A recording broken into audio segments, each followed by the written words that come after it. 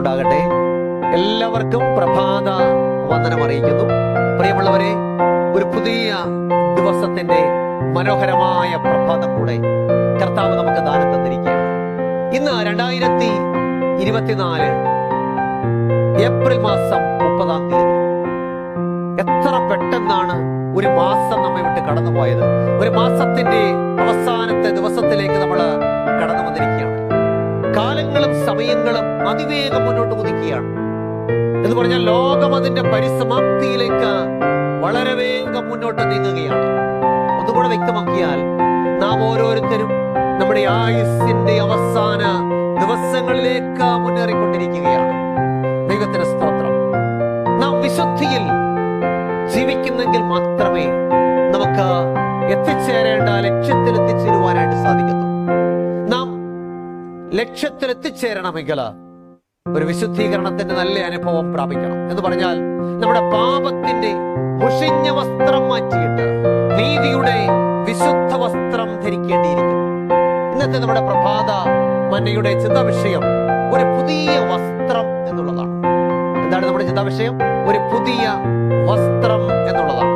ചിന്തയ്ക്ക് ആധാരമായി തിരഞ്ഞെടുത്തിരിക്കുന്ന വേദഭാഗം സഖരിയ പ്രവചനം 3-ാം അധ്യായം അതിന്റെ 3-4 വാക്യങ്ങൾ. സഖരിയ പ്രവചനം 3-ാം അധ്യായം 3-4 വാക്യങ്ങൾ. അവിടെ എന്താ വായിക്കുന്നത്?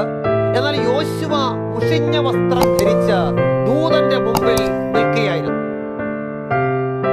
അവൻ തന്റെ മുമ്പിൽ നിൽക്കുന്നവരോട് മുഷിഞ്ഞ വസ്ത്രം അവങ്കൽ നിന്ന് നീക്കിക്കളവിനെന്ന് കൽപ്പിച്ചു. പിന്നെ അവനോട്, ഞാൻ നിന്റെ അകൃത്യം നിന്നിൽ നിന്ന് പോക്കിയിരിക്കുന്നു, നിന്നെ ഉത്സവ വസ്ത്രം ധരിപ്പിക്കുമെന്ന് അരുളി ചെയ്തു. വളരെ സുപ്രധാനമായ മനോഹരമായ ഒരു വാക്യമാണ് നമ്മൾ വായിച്ചു കേട്ടത്. യോശുവ മുഷിഞ്ഞ വസ്ത്രം ധരിച്ച് ദൂതന്റെ മുമ്പിൽ നിൽക്കുകയായിരുന്നു. അവൻ തന്റെ മുമ്പിൽ നിൽക്കുന്നവരോട് മുഷിഞ്ഞ വസ്ത്രം അവങ്കൽ നിന്ന് നീക്കിക്കളവരുന്ന് കൽപ്പിച്ചു. പിന്നെ അവനോട്, ഞാൻ നിന്റെ അകൃത്യം നിങ്കൽ നിന്ന് പൊക്കിയിരിക്കുന്നു, നിന്നെ ഉത്സവ വസ്ത്രം ധരിപ്പിക്കുമെന്ന് അരുളി ചെയ്തു. ദൈവത്തിന് സ്തോത്രം. ഇതിന്റെ പശ്ചാത്തലം നമുക്ക് നന്നായിട്ട് അറിയാം. മഹാപുരോഹിതനായ യോശുവയുടെ ജീവിതത്തിലെ സുപ്രധാനമായ ഒരു കാര്യമാണ് ഇവിടെ രേഖപ്പെടുത്തിയിരിക്കുന്നത്. യോശുവ ധരിച്ചിരുന്ന മുഷിഞ്ഞ വസ്ത്രം അദ്ദേഹത്തിന്റെ പാപ ജീവിതത്തിന്റെ പ്രതീകമാണ്. ഇത് ചൂണ്ടിക്കാട്ടി സാത്താൻ അദ്ദേഹത്തെ കുറ്റം ചുമത്തുവാനായിട്ട് ശ്രമിച്ചപ്പോൾ ദൈവം ഇടപെടുകയും അവന്റെ മുഷിഞ്ഞ വസ്ത്രത്തെ മാറ്റിയിട്ട് അവനൊരു പുതിയ വസ്ത്രം, ഒരു ഉത്സവ വസ്ത്രം വാഗ്ദത്തം ചെയ്യുകയും ചെയ്തു. ദൈവത്തിന് സ്തോത്രം. അപ്പൊ യോശുവയ്ക്ക് ലഭിച്ച പുതിയ വസ്ത്രം എന്തിനെ സൂചിപ്പിക്കുന്നു? അതായത് പാപം വിട്ടുള്ള വിശുദ്ധ ജീവിതത്തെയാണ് ഈ പുതിയ വസ്ത്രം സൂചിപ്പിക്കുന്നത്.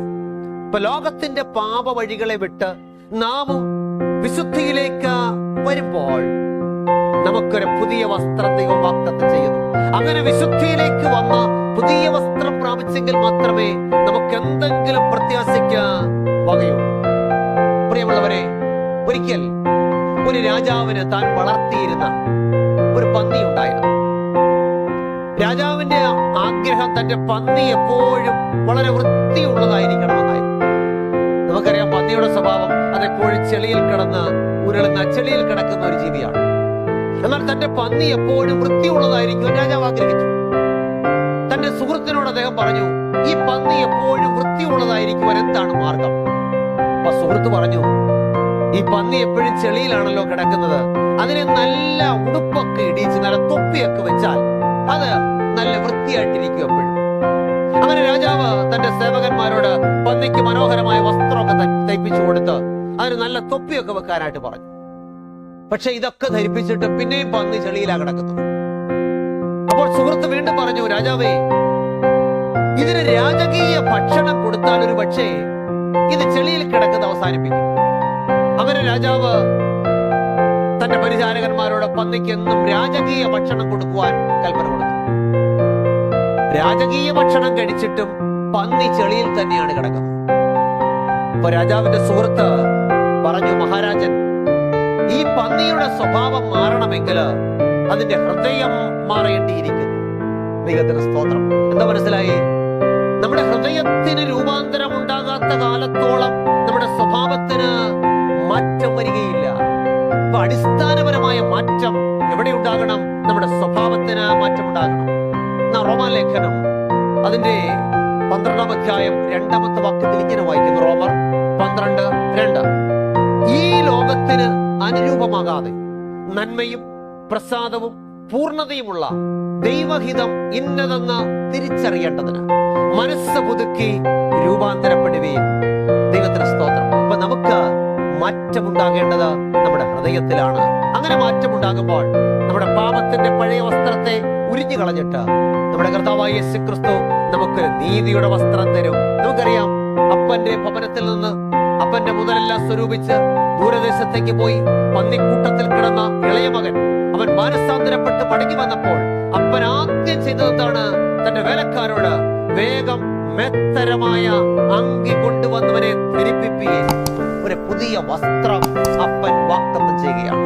ഇന്ന് ഈ നല്ല പ്രഭാതത്തിൽ പ്രിയമുള്ളവരെ, നാം നമ്മുടെ പാപപ്രകൃതത്തെ വിട്ടിട്ട് വിശുദ്ധിയിലേക്ക് വരുവാൻ ആഗ്രഹിക്കുന്നുവെങ്കിൽ നമ്മുടെ സ്വർഗീയ പിതാവാകുന്ന അപ്പൻ നമ്മുടെ പാപത്തിന്റെ മുഷിഞ്ഞ വസ്ത്രത്തെ മാറ്റിയിട്ട് നമുക്കൊരു പുതിയ വസ്ത്രം വാഗ്ദത്തം ചെയ്യുന്നു. നമ്മുടെ സ്വഭാവം മാറി, നമ്മുടെ പ്രവൃത്തികൾ മാറി, നാം വിശുദ്ധിയിൽ മുന്നേറുവാനായിട്ട് സാധിക്കും. പ്രിയമുള്ളവരെ, നമ്മുടെ പാപപ്രകൃതത്തെ വിട്ടിട്ട് വിശുദ്ധിയിൽ മുന്നേറുവാൻ തീരുമാനമെടുക്കാം. പ്രാർത്ഥിക്കുമ്പോൾ നിങ്ങളുടെ പ്രാർത്ഥനാ വിഷയങ്ങൾ എന്ത് തന്നെയായിരുന്നാലും എന്നോട് ചേർന്ന് പ്രാർത്ഥിക്കുക. ഒരുപക്ഷെ രോഗത്തിന്റെ അവസ്ഥയിൽ നിങ്ങൾ ഭാരപ്പെടുന്നവരായിരിക്കാം. നിരാശപ്പെടേണ്ട. നമ്മുടെ കർത്താവ് വിടുവിക്കുന്ന ദൈവമാണ്. നമ്മുടെ ഏത് ജീവിത സാഹചര്യങ്ങളിലും നമ്മോട് കൂടെ ഇരിക്കുന്ന, നമ്മെ സഹായിക്കുന്ന, നമ്മെ വിടുവിക്കുന്ന, നമ്മെ ശക്തീകരിക്കുന്ന, നമ്മെ സൗഖ്യമാക്കുന്ന, നമ്മെ ധൈര്യപ്പെടുത്തുന്ന ഒരു കർത്താവ് നമുക്കുണ്ട്.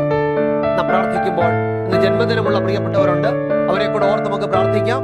നെടുങ്ങാടപ്പള്ളി സഭയിലെ മോളി വർഗീസ്, അതുപോലെ തന്നെ നെടുങ്ങാടപ്പള്ളി സഭയിലെ തന്നെ മെൽവിൻ വർഗീസ്, ഈ പ്രിയപ്പെട്ടവരുടെ ജന്മദിനമാണ്.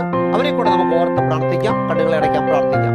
അടിയങ്ങളെ ആഴമായി സ്നേഹിക്കുന്ന ഞങ്ങളുടെ നല്ല ദൈവമേ, സ്വർഗ്ഗസ്ഥ പിതാവേ, കർത്താവേ, ഈ നല്ല ദിവസത്തിന്റെ പ്രഭാതത്തിനായിട്ട് സ്തോത്രം. അടിയങ്ങളുടെ പുതിയ ദിവസത്തിന്റെ ആരംഭത്തിൽ തന്നെ അവിടുത്തെ മാറ്റമില്ലാത്ത തിരുവചനവുമായിട്ട് പുതിയ ദിവസം ആരംഭിക്കുവാൻ കർത്താവ് അടിയങ്ങളെ സഹായിച്ചത് ഓർത്ത് സ്തോത്രം. നടികളെ കേൾപ്പിച്ച മാറ്റമില്ലാത്ത തിരുവചനത്തിനായിട്ട് സ്തോത്രം. കർത്താവേ, അവിടുന്ന് അടിയങ്ങൾക്കൊരു പുതിയ വസ്ത്രം വാഗ്ദത്തം ചെയ്യുന്നതിനായിട്ട് നന്ദിയോടെ സ്തോത്രം. അടിയങ്ങളുടെ പാപജീവിതത്തെ വിട്ടുമാറിയാൽ അവിടുന്ന് നീതിയുടെ പുതിയ വസ്ത്രം അടിയങ്ങളെ ധരിപ്പിക്കുമെന്ന് കേൾപ്പിച്ചതിനായിട്ട് സ്തോത്രം. വചനം കേട്ട എല്ലാ പ്രിയപ്പെട്ടവരെയും കർത്താവ് അനുഗ്രഹിക്കണമേ. ജീവിതത്തിന്റെ കുറവുകളും ബലഹീനതകളും ഒക്കെ കർത്താവ് കണക്കിടാതെ കർത്താവെ, പ്രിയ മക്കൾ വിശുദ്ധിയിൽ മുന്നേറുവാനുള്ള കൃപ നൽകണമേ എന്ന് പ്രാർത്ഥിക്കുന്നു. രോഗത്തിലും ഭാരത്തിലും മറ്റു പ്രയാസങ്ങളിലിരിക്കുന്ന എല്ലാ പ്രിയപ്പെട്ടവരോടും മനസ്സറിയണമേ. അവിടുത്തെ വലിയ കരം പ്രിയ മക്കളുടെ മേൽ തൊട്ട് അവർക്ക് ആശ്വാസവും സൗഖ്യവും വിടുതലും കൊടുക്കണമേ. അതുപോലെ ജന്മദിനമുള്ള നെടുങ്ങാടപ്പള്ളി സഭയിലെ മോളി വർഗീസ്, അതുപോലെ തന്നെ മെൽവിൻ വർഗീസ് എന്നീ പ്രിയപ്പെട്ടവരെ ഓർത്ത് പ്രാർത്ഥിക്കുന്നു. അവർക്ക് ആവശ്യമായ അനുഗ്രഹങ്ങൾ, പുതിയ വർഷത്തിൽ പുതിയ നന്മകൾ, അനുഗ്രഹങ്ങൾ നൽകി മാനിക്കണമേ. പ്രാർത്ഥന കേട്ട കൃപയ്ക്കായിട്ട് സ്തോത്രം. മാനവമഹത്വം കർത്താവ് എടുക്കണമേ. യേശു ക്രിസ്തുവിന്റെ ധന്യമുള്ള നാമത്തിൽ തന്നെ ആമേൻ. കർത്താവിൽ പ്രിയമുള്ളവരെ, ദൈവമായ കർത്താവ് നമ്മെ സഹായിക്കട്ടെ. എല്ലാവർക്കും നല്ല ഒരു ദിവസം ആശംസിക്കുന്നു. ദൈവമായ കർത്താവ് നമ്മെ സഹായിക്കുകയും അനുഗ്രഹിക്കുകയും ചെയ്യുമാറാകട്ടെ. ആമേൻ.